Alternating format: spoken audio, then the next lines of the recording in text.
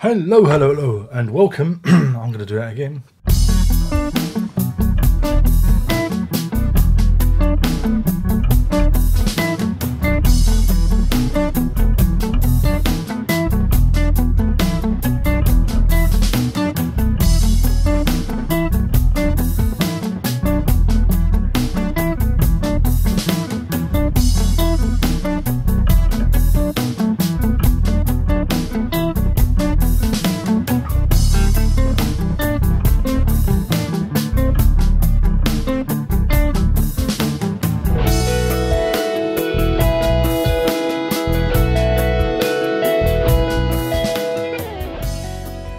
Hello, hello, hello, and welcome to episode 463 of Prog Review. Today, if you haven't read the title or description, I'm talking about Steve Howe's Turbulence album. This is his third studio album. Yeah, third, count them. Released back in 1991. It was his first album, like solo album, since 1979. And it kind of, I kind of treat it like a bookend to the Union album. Maybe we'll review that tomorrow. Do you remember the Union? Yeah. And yeah, it's a really curious, little album from Steve Howe. I've not got a lot of time for his solo material, but I really enjoy this album. And I thought I'd pluck it off the shelf. I was just scanning the shelf, and I thought, what should I do? And I thought, I'll do that. Let's do that. You know, yeah, that'd be cool. And yeah, it's a really interesting record. I don't know if you've come across it. Yeah, the thing of it is there are lots of hints. There is a track called Hint Hint, but there are lots of hints and nods to the Union album. It's almost like Steve was saying, look, I did a lot of work on that, but I didn't get the credit. That's why I'm doing this. And there are a couple of tracks on here which contain bits of songs from the Union album. The Inner Battle has a bit of silent talking in there, and Sensitive Chaos has a little bit of Dangerous and I Would Have Waited Forever. And that's the thing what you get from this album is there's an overall familiarity about it. And I think you get, I think it's his best solo album. I really do. Because you get all of Howe's stylistic, ticks and tweaks and whatever. He's all over the keyboard. It's a fun album. That's what I need to say about it. It is a fun album. It always puts a smile on my face. It features Billy Currie from Ultravox, Vienna. That's all you're getting for today on here. And there was also drummer. He plays on two of the tracks. A guy called Bill Bruford. Yeah. So yeah, the rest of it I think is Drum Machine. But and there's Nigel Glockler as well. He's on there as well. So yeah, it's an interesting thing to have, because he does hark back to the old days, but there's also a lot of interesting material. And it's a bit 90s. I'll give it that. It's a bit 90s in its production.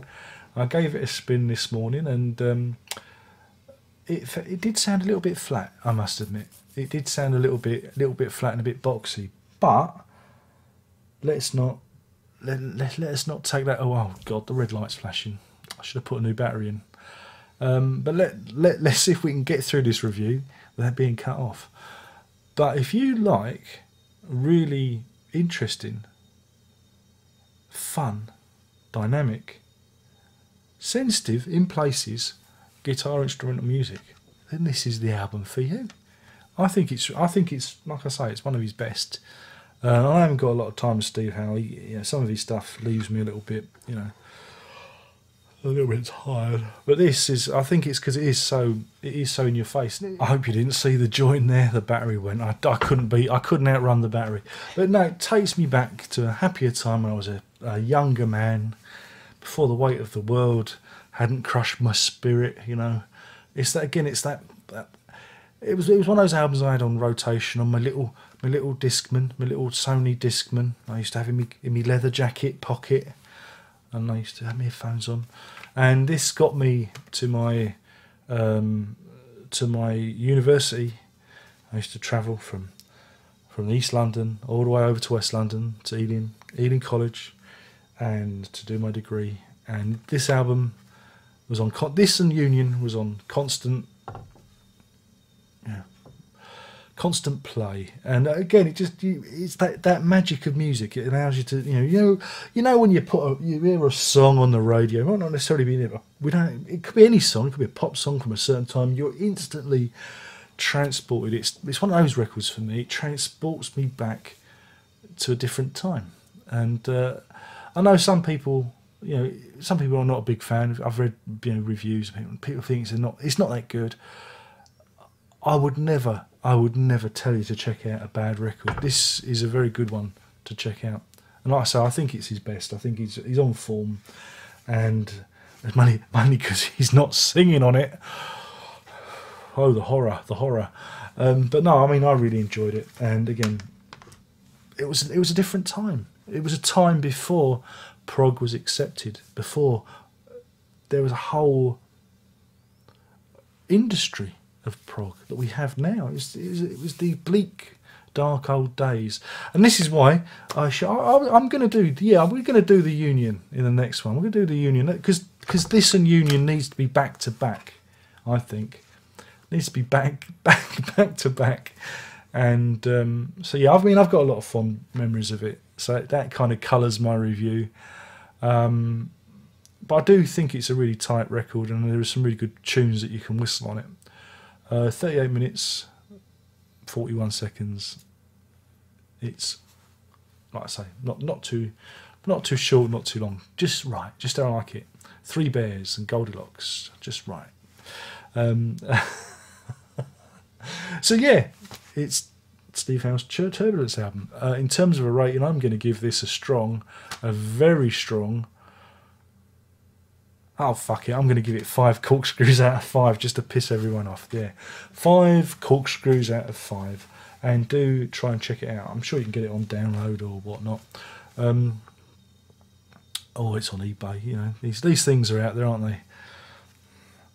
And that's it. My name is Darren. I have been talking about Steve Howe's Turbulence album. His third album from 1991.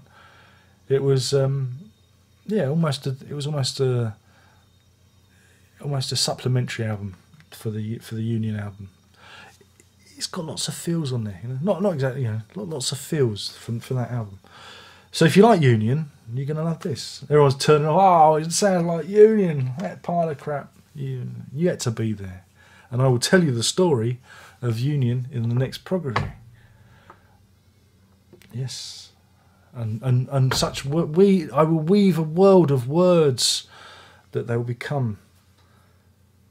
Your mind would be solid, real. You'd be able to taste and smell and feel the time when Union was released.